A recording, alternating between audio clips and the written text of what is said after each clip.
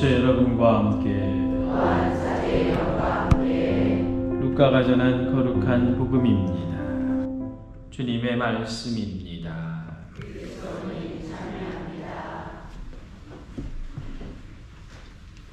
오소서 성령님.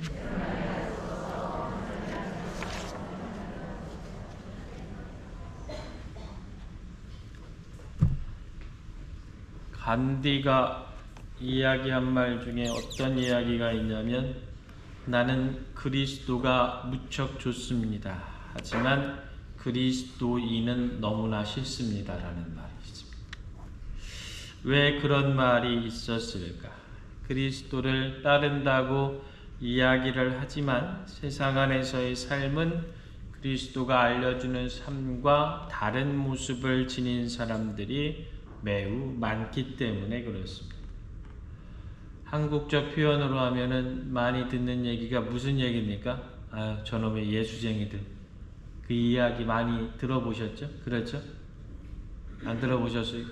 둔산동 성당 신자들은 다 이렇게 잘하셔가지고 그런 식으로 예수쟁이 이런 이야기들 대단히 많이 합니다. 이유가 뭐냐면, 앞에서는 교회에서는 사랑 이야기하는데 밖에 나오면 말 그대로 세상의 어떤 타락한, 추악한 모습보다도 더 추악하게 살아가고 있는 이중적인 사람이 많기 때문에 그렇습니다.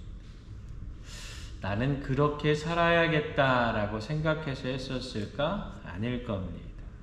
그 이유 중에 하나는 진정으로 그리스도께서 우리에게 가르쳐주고 계시는, 우리에게 원하셨던 삶의 부분에 대한 명확한 인식이나 변화가 없었기 때문이 아닌가. 그런데 이게 단순히 2000년을 살고 있는 오늘날의 문제였겠는가? 아닙니다. 여러분들 혹시 가톨릭 신문이나 평화신문 같은 거 보세요? 그러면 연재 같은 거 많이 나오죠? 어떤 신부님이 역사에 관해서 혹은 다른 기타 우리 순교사들의 어떤 순교사에 관해서 이런 부분들 보시면 이렇게 쭉 해서 안쪽으로 깊게 들어가서 한번 좀 생각을 해보시면, 교회 공동체가 있었던 부분들 안에서는 그 부분들이 늘상적으로 나타났었어요. 오죽했으면 오늘 여러분들 바오로 사도가 이야기하고 있는 이 로마서, 로마인들에게 보낸 편지, 대략적으로 로마서가 50년에서 70년 사이에 쓰여진 것으로 보면 초기 교회 공동체가 어느 정도 한달락 이렇게 되기 시작하면서 나왔었던 부분일 거예요. 그러니까 그 안에서 살았던 사람들이 그렇게 못 살았기 때문에 오늘 이야기를 하는 겁니다. 오늘 첫 서두가 뭡니까? 사랑은 거짓이 없어야 됩니다.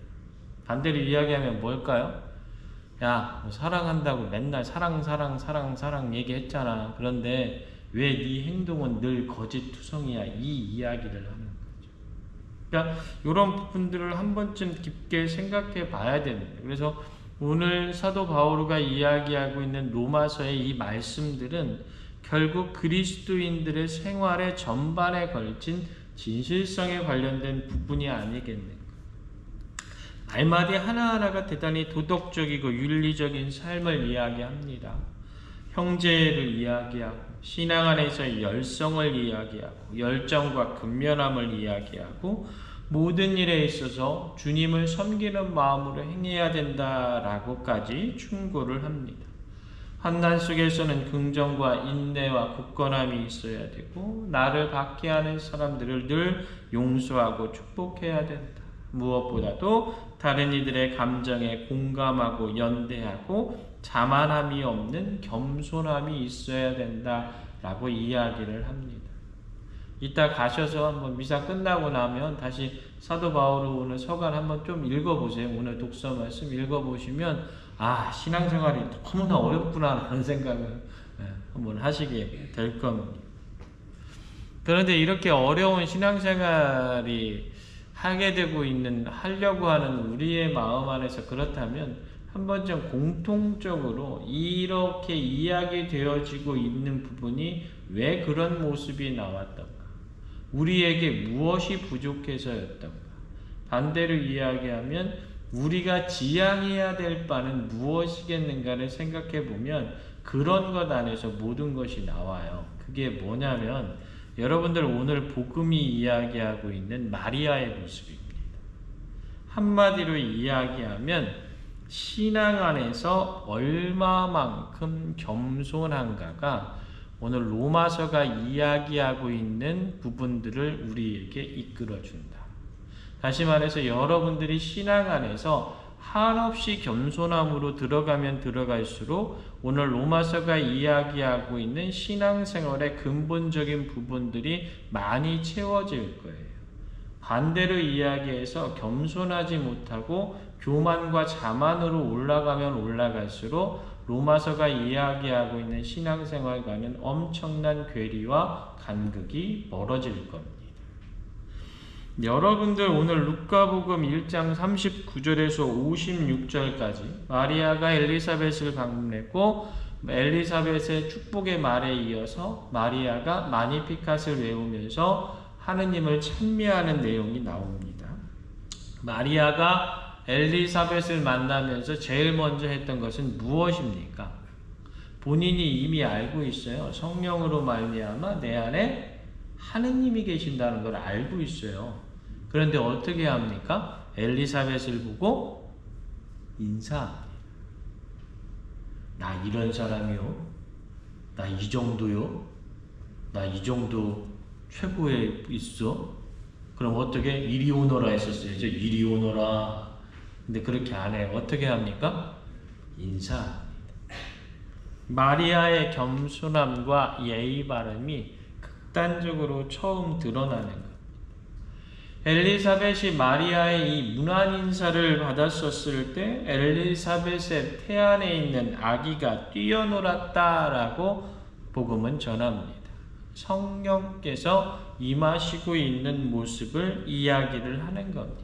그러면서 엘리사벳이 어떻게 이야기를 합니까? 주님의 어머니라고 신앙 고백을 하죠. 그렇죠?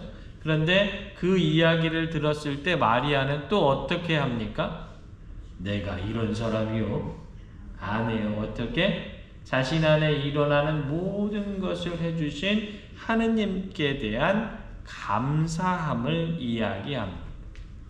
내 영혼이 주님을 찬송하고 내 마음이 내 구원자 하느님 안에서 기뻐 뛰놀았습니다. 그분께서 당신 중에 비천함을 굽어보셨기 때문입니다. 자기 스스로 얼마만큼 낮은 자인가를 알고 있어요. 여러분들은 신앙 안에서 높은 사람입니까? 낮은 사람입니까? 네, 낮은 사람이에요. 저는 높은 사람입니까? 낮은 사람입니까? 그건 왜 목소리가 더 커질까요? 우리는 하느님 앞에서 늘상 어떤 사람이다? 낮은 사람이다. 왜 낮은 사람이 돼야 돼요? 그래야 하느님께서 활동하실 수 있기 때문에 그래요. 내가 높다라고 교만과 자만 안에 있으면 아무리 하느님이 그래 너 높은 사람이고 너 훌륭한 사람이라 이야기해 준다 한들 그 안에 하느님 들어오기가 되게 어려워요. 성령께서 여러분들 안에서 움직이기가 어렵다라는 얘기. 그게 어려우면 신앙인으로서 50년, 100년을 살아도 신앙인답지 못해요. 그래서 가장 기본적인 게 어떻게? 내려옴이에요. 이것을 우리가 흔히 주님 앞에서 비천하다라고 이야기를 하는 겁니다. 모든 세대가 나를 행복하다 하리니 전능하신 분께서 나에게 큰 일을 하셨기 때문입니다. 내가 행복할 수 있는 이유, 내가 행복하다라고 그런 이야기를 들을 수 있는 모든 이유는 누구 때문이다? 하느님 때문입니다. 신앙 안에서 우리는 우리가 가지고 있는 그 모든 것들, 내가 가지고 있는 여러 가지의 어떤 행복부터 시작해서 지금 안에 있는 그 평안함, 그 모든 것이 누구 때문이다? 하느님 때문이다. 이렇게 이야기하고 생각하는 것이 신앙의 겸손이다라는 겁니다. 마니피cat 하느님의 위대하심과 그분의 은총을 찬양하는 노래입니다만 그 안에는 무엇보다도 마리아가 지니고 있는 하느님께 받은 은총에 대한 그 신앙의 겸손함이 있습니다. 그러면서 마리아는 무엇을 이야기합니까? 그분의 자비는 세세대대로 당신을 두려워하는 이들에게 미칩니다. 대단히 중요한 말 아닙니까? 그분의 자비는 누구에게 미친다? 그분을 두려워하는 이들. 여러분들 하나님 두려워하십니까? 어떻게 두려워하세요? 이 두려움은 우리가 알고 있는 그 두려움 아니에요? 뭡니까?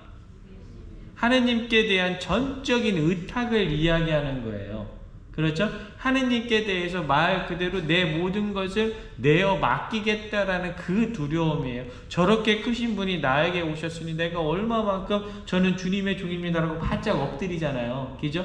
정말로 크신 분 앞에서는 우리가 어떻게 바짝 엎드리잖아요. 그렇죠? 그거와 똑같은 거예요. 그러니까 우리가 그렇게 됐을 때 어떻게 그분의 자비가 우리 안에 오실 것이다.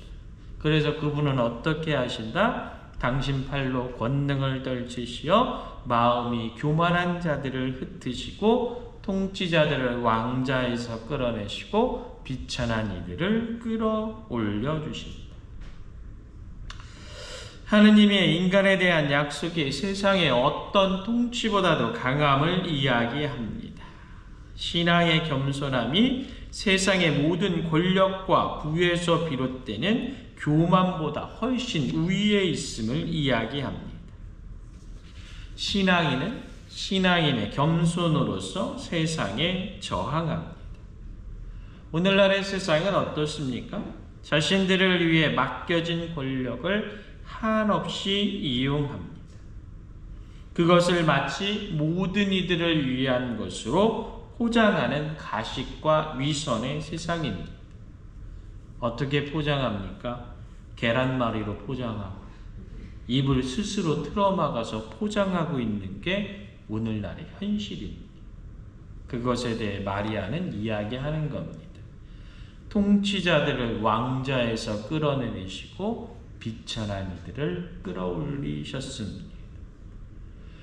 마리아를 내 신앙의 겸손 안에서의 모범으로 생각하는 사람들이라면 이 세상 안에서 그 모습을 실천해 나갑니다. 그것이 바로 사회 복음화입니다. 오늘은 복되신 동정 마리아 방문 축일입니다. 엘리사벳을 만나기 위해서 유다 산악지방까지 어려운 발걸음을 옮기는 마리아처럼 우리 역시도 신앙 안에서 늘상 어려운 발걸음을 시작해야 합니다. 몇십 년 동안 혹시 우물안 개구리처럼 햇님 아파트 상가에 머물러서 집과 성당에서만의 삶이 신앙이라고 착각하고 생각하고 있었다면 이제는 벗어날 수 있어야 합니다. 신앙의 진정한 모습은 단순히 머물러 있는 이곳이 아니라 내가 살아가고 있는 삶의 터전에서 이루어져야 합니다. 그 안에서 진정으로 신앙인다운 겸손으로 살아갈 때 하느님 나라가 이루어질 수 있다는 것, 그것을 꼭 기억하는 하루 되시길 부탁드립니다. 통치자들을 왕자에서 끌어내리시고 비천한 이들을 끌어올리셨습니다. 아멘.